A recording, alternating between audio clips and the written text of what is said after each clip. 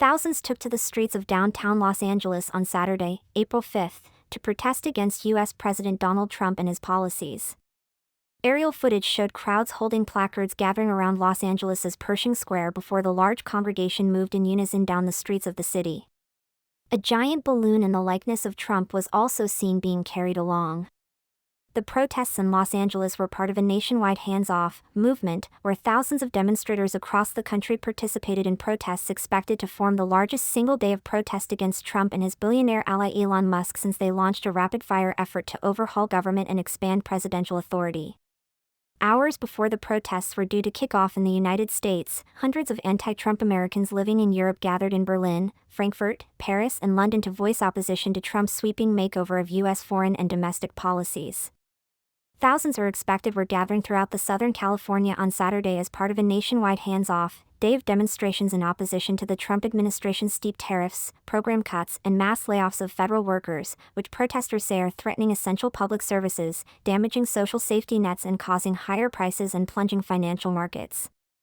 In downtown Los Angeles, demonstrators say they will carry a 20-foot balloon of the image of President Donald Trump wearing a diaper and another 15-foot-tall helium-filled balloon representing Trump wearing a Russian military uniform as protesters march along a nearly mile-long stretch of sidewalks and streets, beginning with a rally at Pershing Square at 4 p.m. Saturday.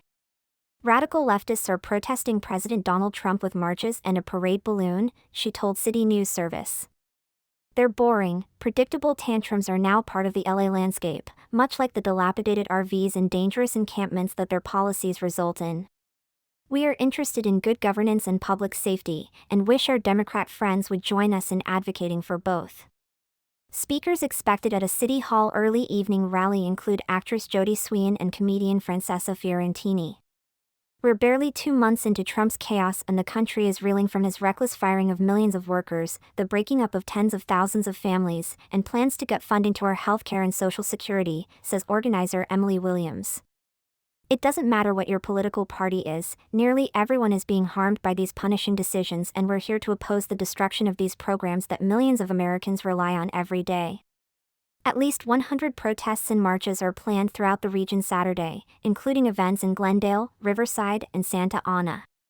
Organizations expected to be represented include ACLU, 50501 SoCal, Greenpeace, League of Women Voters, Planned Parenthood Action Fund, and Working Families Power, according to the Hands Off website.